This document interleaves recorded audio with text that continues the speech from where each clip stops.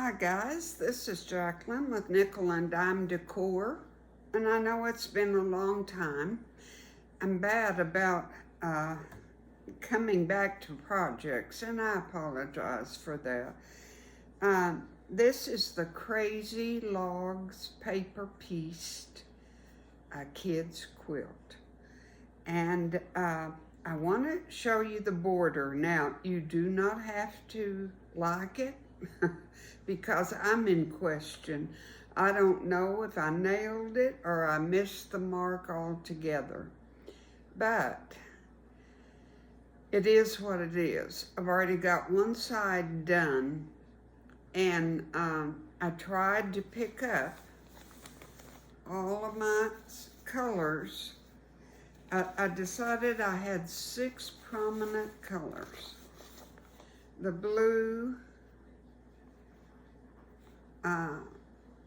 pink, orange,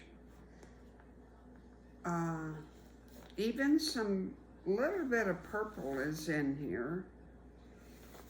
There's just such a variety of colors. Well, I'll show you the pattern here in just a minute. But on the border, it's paper pieced, of course, and it's in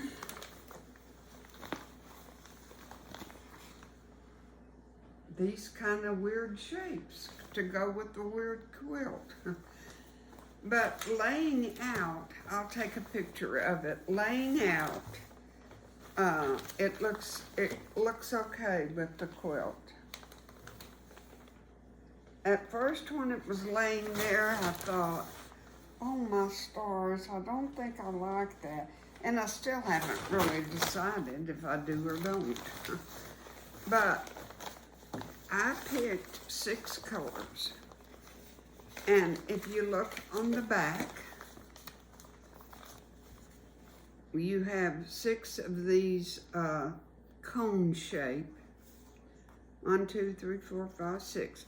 And the directions said to go ahead and follow up with your larger pieces, the 2 3/4 inch wide pieces, and they were cut into 18-inch strips.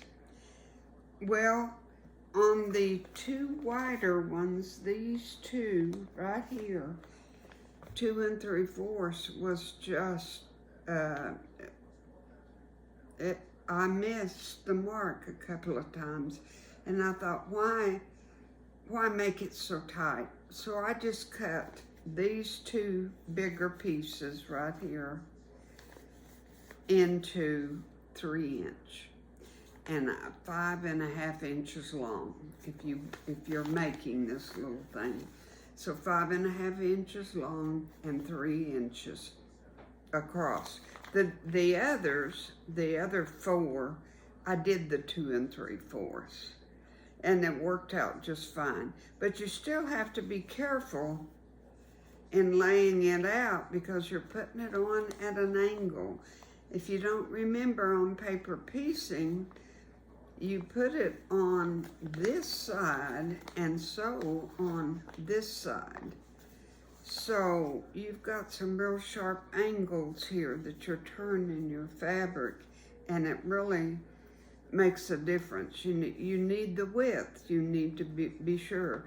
And the 5.5 was a little bit too long, but not much. So I'm glad I cut it 5.5 inches, these. So it said to put 5 of these 6-piece sections here. Sew 5 of them together, and I chose to just repeat. Just do the same 6, and then the same 6, and the same 6. I could have varied them all, and maybe it would have looked better, I don't know. But like I say, this baby is going to be born the first week of October. I've got about 2 weeks, and I have to get this done. So, it is what it is. That's kind of my favorite saying sometimes. Now, when you do the 5 of these sections, you're going to have a little bit too much.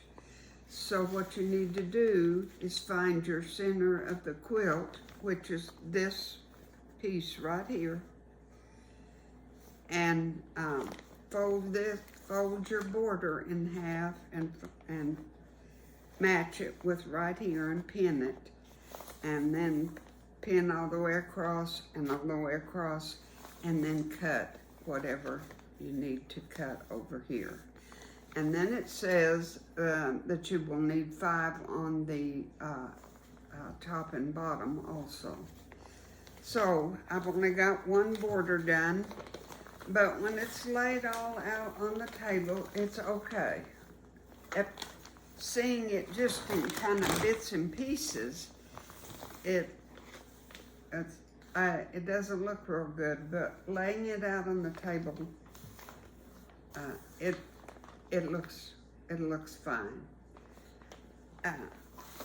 If you remember, they had kind of, well, it's a little bit more pastelish. There wasn't any orange or anything like that in their picture that I made. But you know me, I gotta do different. So, but anyway, there it is, right or wrong, there it is.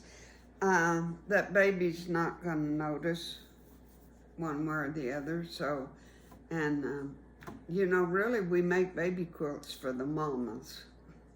That's just the truth of the matter. All right, when I get it all, the borders on, I have my backing and I have my batting. So all I bought for this little quilt was $34 for my border pieces. That's pretty good for a little quilt, isn't it? And it's a pretty good size. It's going to be a very good size. Crazy Logs Kids Quilt.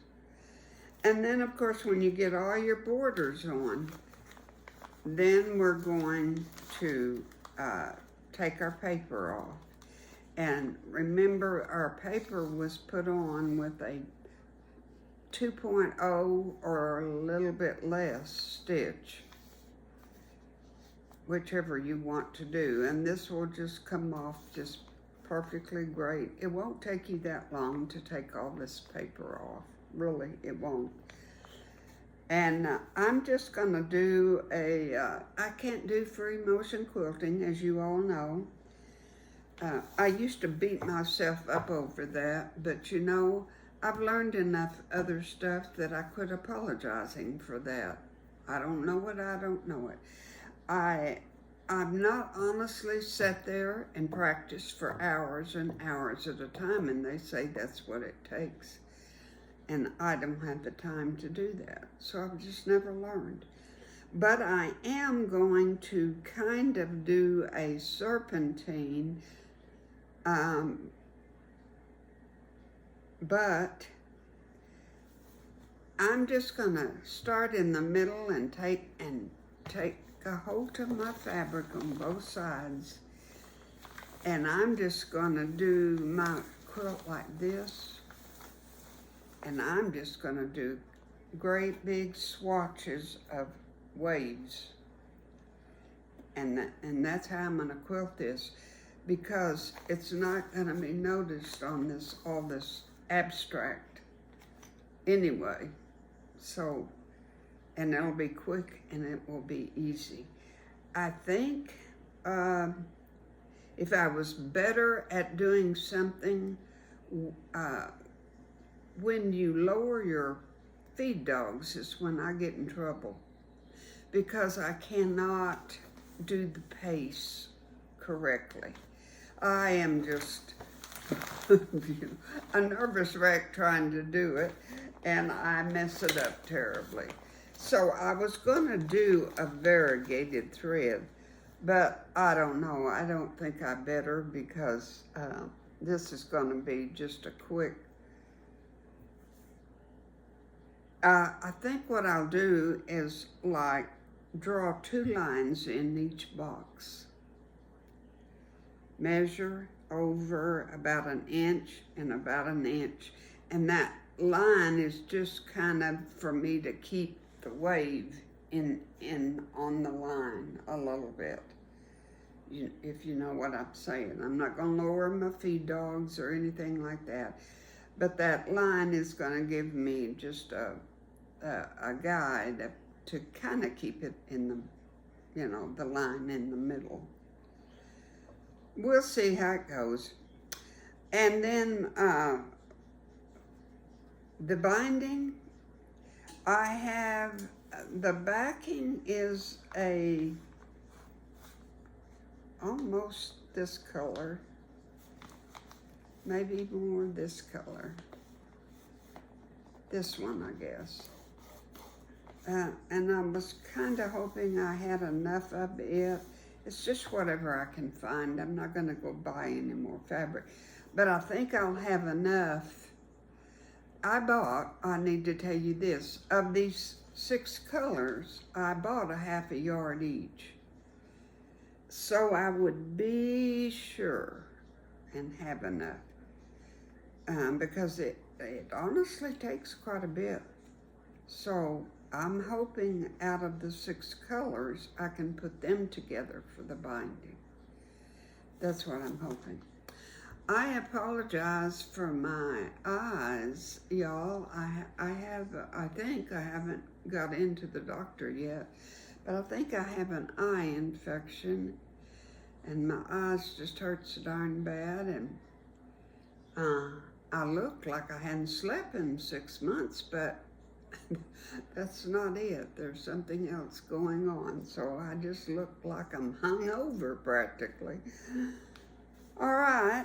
Oh, I want to show you something. You know, I love to go to estate sales, and sometimes you find just real good little treasures.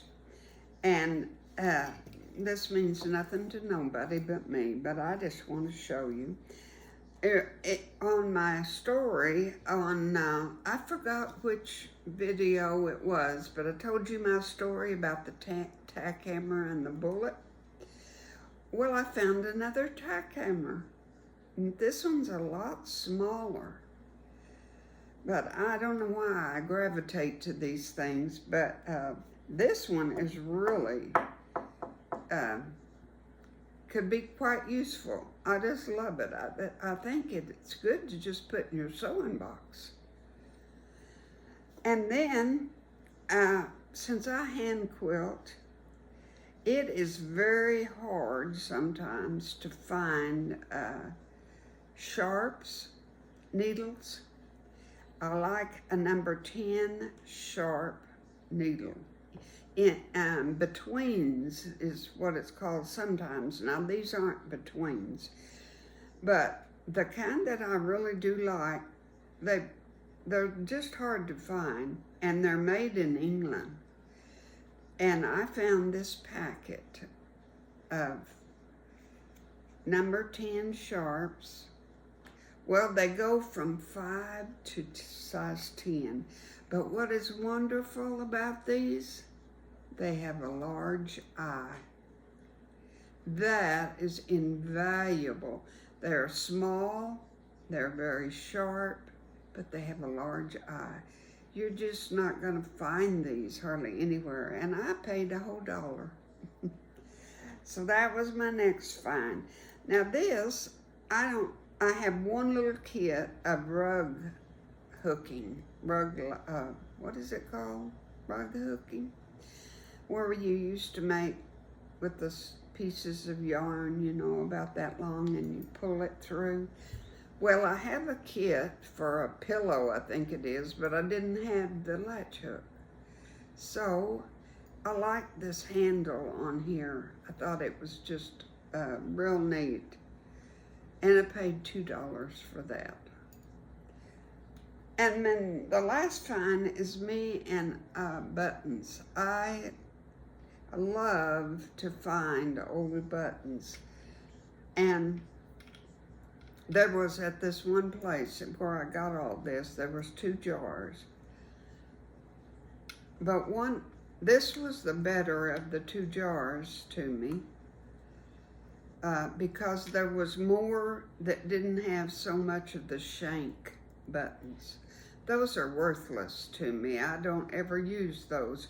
You know, that rug I showed you the other day, that snowman rug I'm finishing, I needed some white buttons for the eyes, and there's quite a few white buttons. I got some good choices.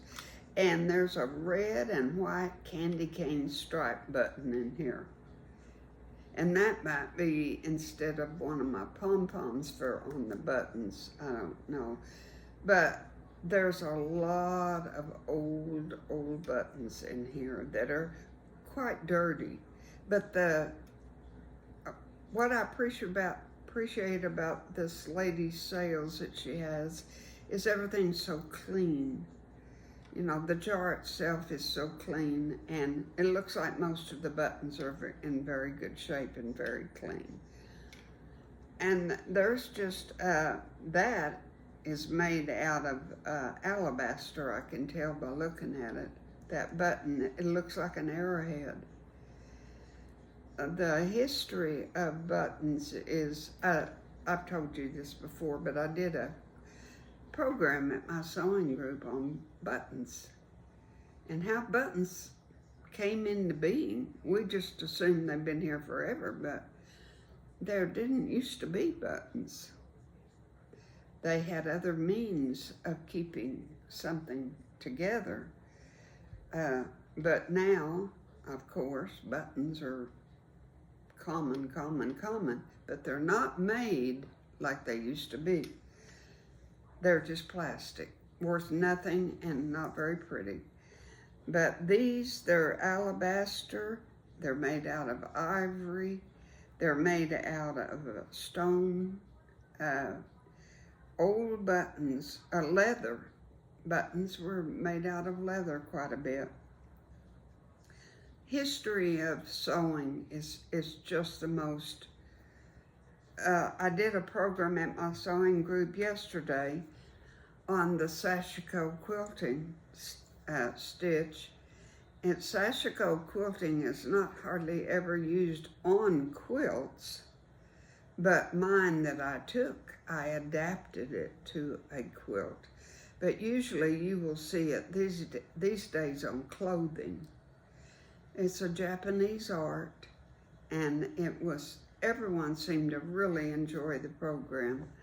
So it's sewing and the history of things that we just assume has always been here is so fascinating to me. Well, I hope you're having a wonderful day, a wonderful afternoon, whatever it is to you, morning. I hope you're well. I hope you're loved. And I hope you'll come back to see me. And I hope you'll make the Crazy Logs little child's quilt. God bless you.